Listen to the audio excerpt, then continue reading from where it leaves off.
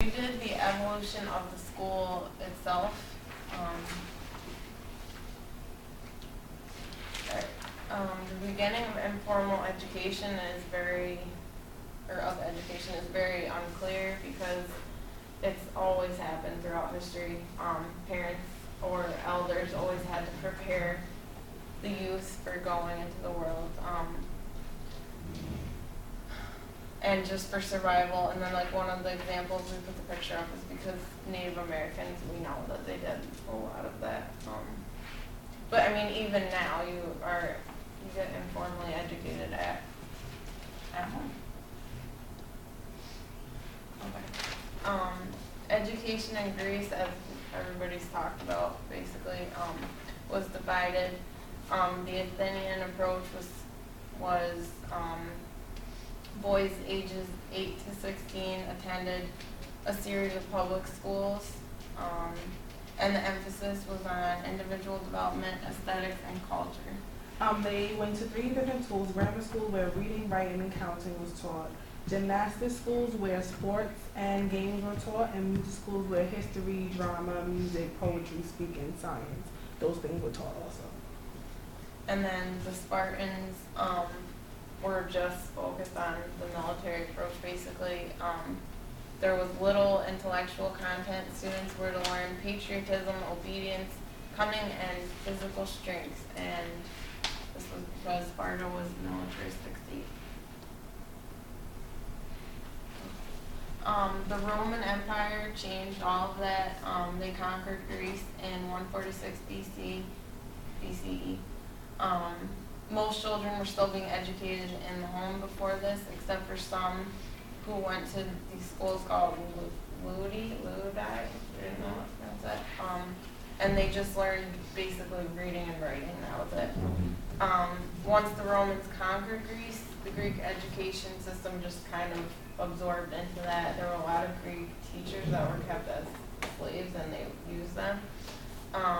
Latin grammar schools were formed, and these were actually very similar to the 20th century grammar schools that we know, in format, not in, they look different obviously, but the function is similar.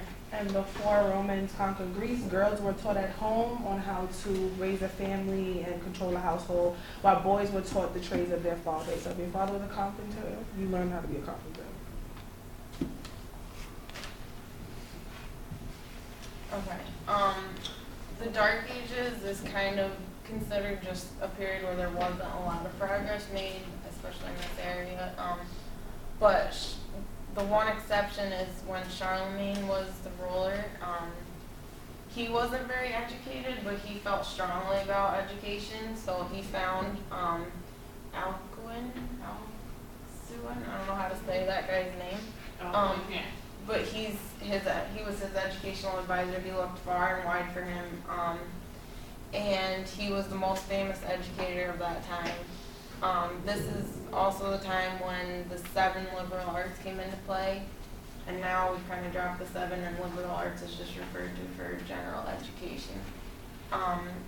Also, obviously the Roman Catholic Church was a huge part of that.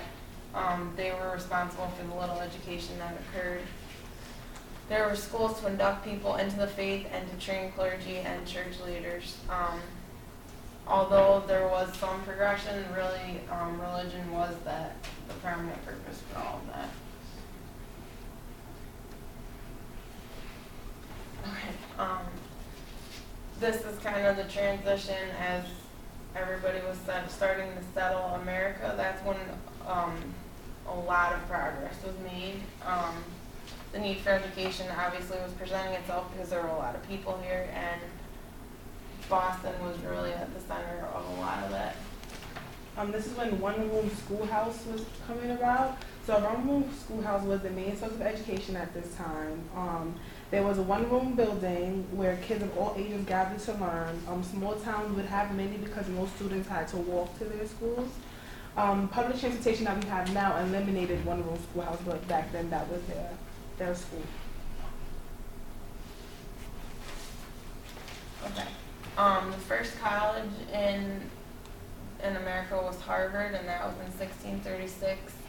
This marked the beginning of higher education, and it also, like we talked about the other day, was the fact that there was even a need for college meant that education was really starting to come about. It didn't stray far from the traditions, as its primary purpose was to prepare ministers. But shortly after this, a lot of other colleges began to come around. So. And the founder of Harvard was a young minister by the name of John Harvard of Charlestown. Okay. Ben Franklin founded the American Academy in 1751. There was a need for skilled workers at this time, and he had more of a practical approach. Then he was kind of trying to pull away from just religion being the only purpose. And this is where kids would learn to train for a job and provide practical secondary education needed by the youth. So somebody else said too that there was more of the science, and the curriculum was kind of more broad. But he realized that not everybody was, everybody had to train for different positions.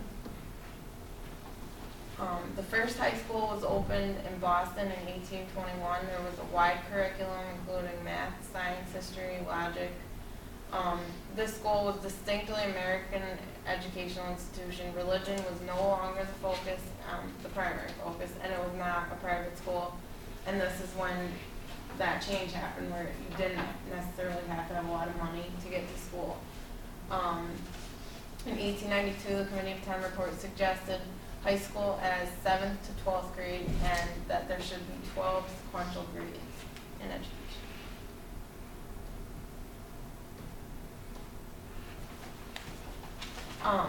Frederick Wilhelm August Froebel created the concept of kindergarten in 1837. He realized that children had unique needs and capabilities, and kindergarten was kind of that bridge from, you're just at home playing, and now you're going into this very structured situation. So this was kind of their transition from home to school. He also created educational toys called 4-Bell Gifts. So it's kind of was like the 10-base blocks and things like that he used to teach them to get them ready for first, second, and third grade elementary school. The first junior high was established in 1910. A survey in 1916 showed that there were 54 junior high schools in 36 states. So that's just 6 years, and there was like this huge growth. In 1917, there were approximately 270. Now many junior high schools are becoming middle schools. They're changing over from that going into 6th to 8th grade. Delhi actually has that. Educational equality, if you didn't notice, girls are kind of left out of this. Any minorities, this was just really white boys going to school, as we talked about. Several laws have been implemented to ensure that education is available to everybody. Public schools were the first step, ensuring that money was no longer an issue. The reversal of separate but equal, retired segregation in 1954. In 1972, we talked about Title IX gave equal education opportunities to females. And finally, the Education for All Handicapped Children Act in 1975 prevented any discrimination in the school based on special needs. So schools now needed to really look and see how they can make their school more accessible for different disabilities and different issues.